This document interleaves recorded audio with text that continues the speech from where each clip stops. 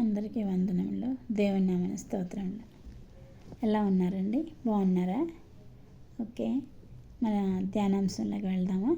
నేటి మన ధ్యానాంశము మేలు కలుగుటకై సమస్తమును సమకూర్చున్నవి.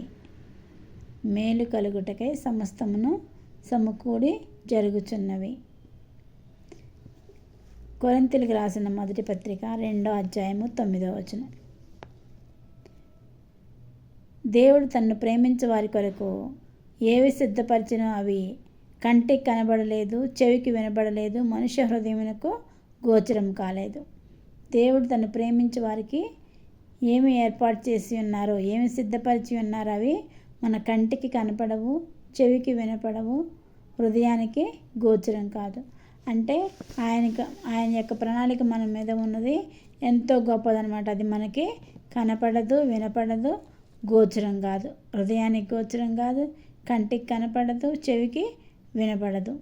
దేవుడు మన కొరకు ఏమి సిద్ధపరిచి ఉన్నాడో మనం చూడలేక ఉన్నాము, మనం వినలేక ఉన్నాము, మన హృదయంలో గోచరించలేకపోతున్నాము.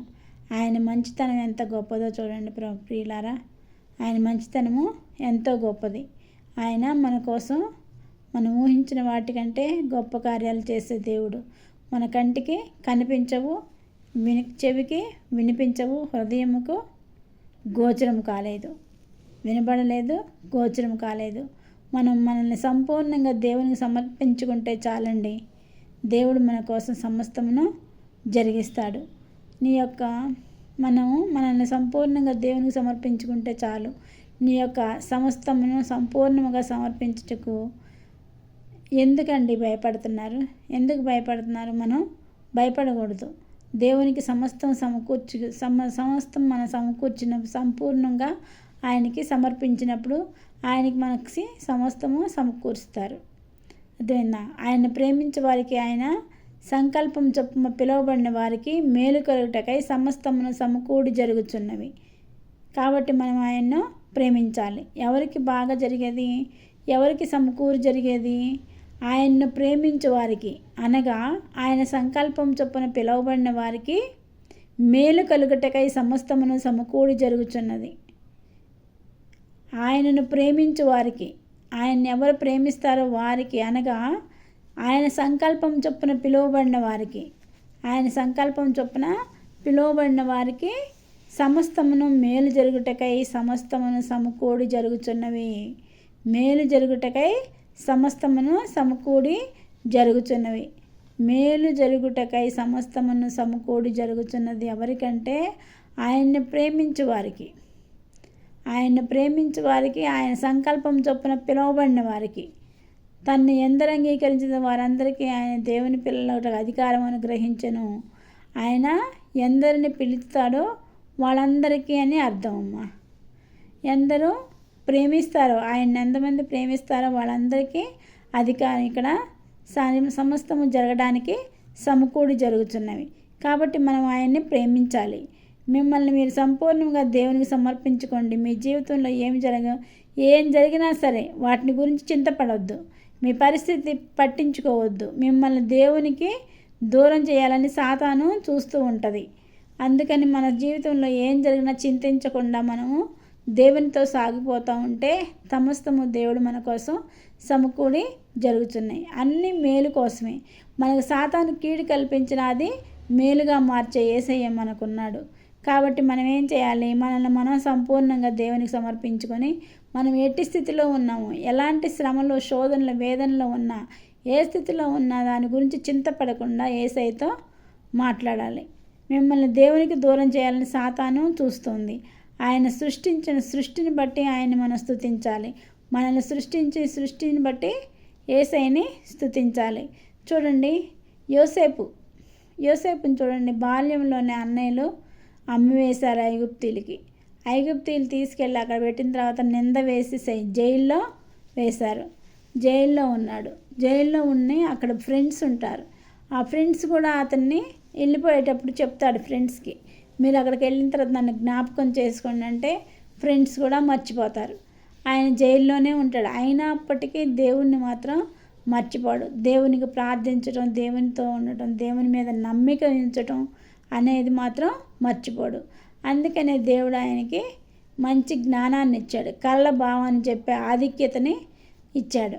అప్పుడు రాజుగారికి ఒక కళ వస్తుంది. ఆ కళ భావాన్ని ఆ రాజ్యంలో ఎవరు చెప్పలేకపోతే యోసేపు చెప్పగలడని యోసేపుని విడుదల చేసి ఆ కళ భావం చెప్పటం వలన ఆ రాజ్యానికి ప్రధానమంత్రిని చేస్తారు.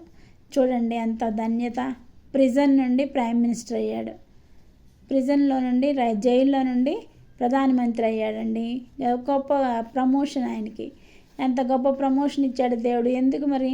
ఆయన శ్రమలు పడ్డాడు, అన్నయ్యలు అమ్మేశారు, ఊరుగాని ఊరిలో నింద వేసి జైల్లో వేశారు, అయినా దేవుణ్ణి మాత్రం మర్చిపోలేదు. అందుకే మనం కూడా యోసేపుని ఎగ్జాంపుల్గా తీసుకొని, యోసేపు ఎలాంటి శ్రమలో కూడా మన దేవుణ్ణి విడిచిపెట్టలేదు. మనం కూడా అలాగే దేవుణ్ణి విడిచిపెట్టకుండా యోసేపులాగా ఉన్నట్లయితే దేవుడు మనకి మన పక్షంగా సమస్తము మేలు జరుగుటకై సమకూర్చి జరుగుతాడు. మరి అన్నయ్యలు కీడు చేసినా సరే మేలు చేశాడా లేదా? దేవుడు మేలు చేశాడు. మంచి రాజుకి ప్రధానమంత్రిని చేయడం జరిగింది. ఆ రాజ్యానికి రాజు తర్వాత ఆయనదే పోస్టు. అర్థమైందా? ఆ రాజ్యానికి ప్రధానమంత్రిగా చేయడం జరిగింది. సో యోసేపులో సహనం ఎక్కువగా కనిపించింది ఆయనలో. సహనంతో దేవునితో ఎదురు చూశాడు. ఎన్ని సమస్యలు ఉన్నా సరే యోసేపు దేవుని నమ్మటం మాత్రం మర్చిపోలేదు. ఆయన ప్రార్థనాపరుడు, మంచి ప్రార్థనాపరుడు. అందుకే కళ్ళభావం తెలిసే ఆధిక్యతను ఆయనకి ఇవ్వటం జరిగింది. ఏంటి యోసేపులో ఉన్న గణాలు? ఒకటి సహనం, రెండు నమ్మకం దేవుడి మీద. సహనంతో ఓర్పుతో ఎవరైతే ఎదురు చూస్తూ ఉంటారో దేవునికి మేలు జరగటానికి జరుగుతుంది. సహనం, ఓర్పు, తర్వాత నమ్మకం, తర్వాత ప్రార్థనాపరుడు. ఈ మూడు ఉండటం వలన యోసేపుని దేవుడు అత్యధికంగా ఆశీర్వదించాడు.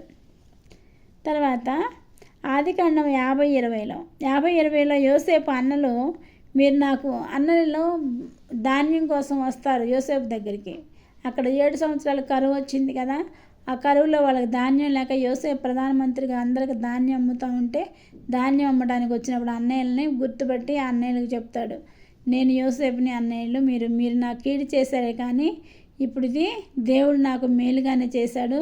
ఇంతమంది జనానికి బ్రతకడానికి ధాన్యాన్ని పంచేలాగా నన్ను బ్రతికించాడు. మీరు కీడు చేసినా అది దేవుడు మేలుగా మార్చాడు అన్నయ్యని చెప్తాడు. దేవుని చిత్తంలో ఒక కీడు వెనక మేలు దాగి ఉంటుందని పెద్దవాళ్ళు అంటారు కదా.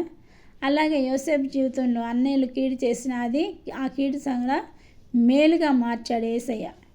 కాబట్టి మన జీవితంలో మనకెంత కీడు సంభవించిన, ఈ శ్రమలు, వేదనలు, శోధనలు ఉన్నా వాటిని పట్టించుకోకుండా మనం ప్రార్థన చేసుకుంటూ ఉంటే దేవుడే మనకి వచ్చిన శ్రమలు పోవడానికి మార్గం చూపిస్తాడు. మనకి సమస్తము మేలుగా, కీడు కాదా మేలుగా మార్చే దేవుడు మన దేవుడు. సమస్తము సమకూడి జరుగుటకు, మేలు జరుగుటకై సమస్తమును సమకూడి జరుగుతున్నది. ఎవరికి?